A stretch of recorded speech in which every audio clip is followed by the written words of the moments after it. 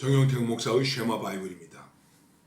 누가복음 16장 1절에서 13절 그리고 찬송은 414장 이 세상은 요란하나 하는 찬양이 되겠습니다.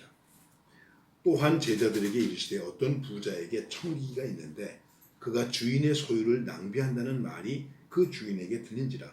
주인이 그를 불러 이르되 내가 네게 대하여 들은 이 말이 어찌 됨이냐 내가 보던 일을 세마라. 청지기 직무를 계속하지 못하리라 하니 청지기가 속으로 이르되 주인이 내 직분을 빼앗으니 내가 무엇을 할까? 땅을 파자니 힘이 없고 빌어먹자니 부끄럽구나. 내가 할 일을 알았도다. 이렇게 하면 직분을 빼앗긴 후에 사람들이 나를 자기 집으로 영접하리라 하고 주인에게 빚진 자를 일일이 불러다가 먼저 온 자에게 이르되 내가 내 주인에게 얼마나 빚졌느냐 말하되 기름 100마리니이다. 여기 내 증서를 가지고 빨리 오라. 50이라 쓰라 하고 또 다른 이에게 이르되. 오늘 이 말씀의 비유는 바로 불의한 청지기의 비유입니다. 그런데 이 비유를 통해서 주님께서 우리에게 말씀하시는 것이 있는데 그것은 무엇이냐 하면은 바로 이런 것입니다. 이 세대의 아들들이 자기 시대에 있어서는 빛의 아들들보다 더 지혜로우니 내가 너에게 말하노니 불의의 재물로 친구를 사귀라. 그리하면 그 재물이 없어질 때에 그들이 너희를 영주할 처소로 영접하리라. 지극히 작은 것에 충성된 자는 큰 것에도 충성되고 지극히 작은 것에 불의한 자는 큰 것에도 불의하니라. 너희가 만일 불의한 재물에도 충성하지 아니하면 누가 참된 것으로 너희에게 맡기겠느냐. 집 주인이 두 주인을 섬길 수 없나니 집 하인이 두 주인을 섬길 수 없나니 혹 이를 미워하고 저를 사랑하거나 혹 이를 중히 여기고 저를 경히 여길 것입니다. 너희는 하나님과 재물을 겸하여 섬길 수 없느니라. 이렇게 말씀하십니다. 오늘의 말씀은 좀 납득하기 어려운 말씀입니다. 불의한 청직인데 주인이 맡겨준 걸 가지고 말씀대로 말하면 소유를 낭비한다 하는 말이 있었어요. 어쨌든 주인에게 손해를 입혔는지 주인이 너 이 일 못하겠다. 너 이제 넌 이 청지기를 못한다. 이게 이렇게 된 일이 뭐냐. 그래가지고 이 사람이 생각하는 것입니다. 야 이거 큰일 났구나. 나 이제 잘렸구나.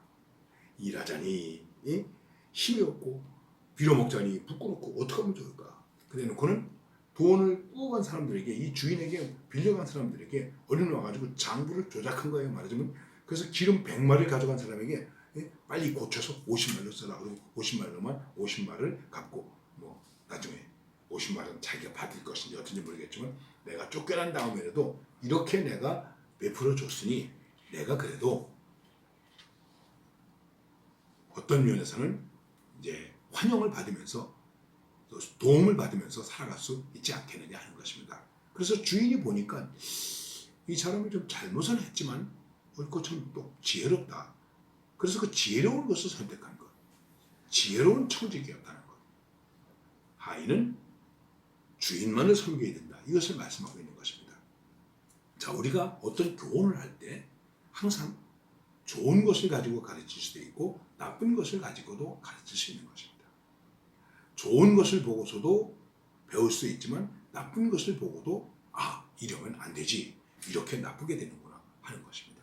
자, 여러분 우리 좋은 운전자가 됩시다. 과속하지 맙시다. 뭐 이렇게 하면서 우리가 좋은 말로 가르칠 수 있겠죠. 그러나 한쪽으로는 교통사고가 나고 부딪힌 걸 보여주고 이렇게 찌그러지고 이렇게 다치고 이렇게 죽을 수 있다 해서 교훈을 받을 수 있는 것이죠.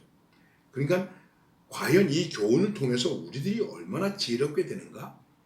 이것을 우리가 깊이 생각해야 되는데 이 말씀 속에서 우리는 필요 이상의 논쟁을 할 필요가 없이 주님께서 우리에게 가르치려고 하는 것이 무엇인가 하는 것을 깊이 깨달아야 됩니다. 이게 중요한 것입니다. 말씀 속에서 보면 사람들의 아들들이 세상 사람들이 우리보다 더 지혜롭다. 여러분 그렇습니다. 우리보다 더 똑똑하고 더 지혜롭습니다. 그럼 우리는 그 속에서 더 영악하고 더 간교해야 되겠습니까? 아닙니다. 우리는 지혜로워야 됩니다. 어떻게 지혜로워야 되는가? 하나님의 자녀로서 지혜로워야 된다는 것을 깊이 생각해야 됩니다. 그러면서 생각할 것이 무엇이겠습니까? 우리도 청직이라는 것입니다. 자칫하면 우리도 불의한 청지기가 될 수 있다. 작은 것에 충성할 수 있는 청지기가 될 수 있다. 과연 나는 어떤 청지기입니까? 불의한 청지기입니까? 작은 일에 충성하는 청지기입니까? 그리고 이 청지기는 자신의 잘못을 깨달았어요. 아, 잘못되었구나. 그 다음에 실수에 연연하지 않고 그는 자기의 미래를 위해서 계획했습니다.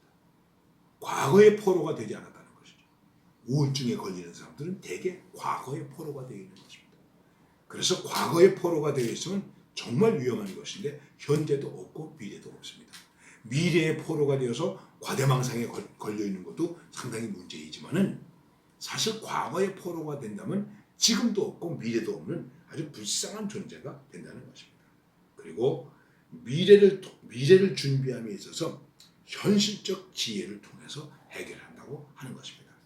이게 주인이 볼 때는 썩 좋은 방법은 아니었습니다. 그러나 그래도 나름대로의 방법을 통해서 해결하고 있다는 것입니다.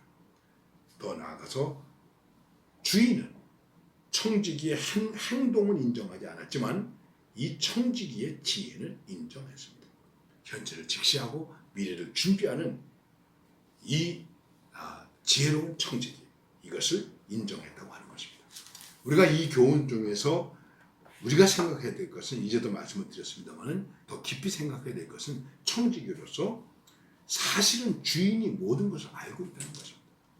하나님은 모든 것을 알고 계십니다. 행여나 여러분과 제가 주인은 모르겠지 착각하지 말아야 됩니다. 그리고 마지막에 있다는 것입니다. 야, 계산하자. 야, 결산하자. 마지막에 있습니다. 그리고 그 마지막에는 그만두라. 나가라. 내어 쫓으라. 슬피 울며 이를 깔며 있으리라. 이것이 있다는 것을 기억해야 됩니다. 더 나아가서 여러분과 저는 불의한 청지기의 지혜로움을 배워서 교활하지 말고 이제는 진정한 충성스러운 청지기, 주인만을 섬기는 청지기, 작은 일에도 충성하는 청지기 되어야 됩니다. 특별히 두 주인을 섬길 수 없다. 두 주인을 섬길 수 없습니다. 여러분, 돈을 섬기시겠습니까? 하나님을 섬기시겠습니까? 권력과 명예를 섬기겠습니까? 하나님의 영광을 섬기시겠습니까?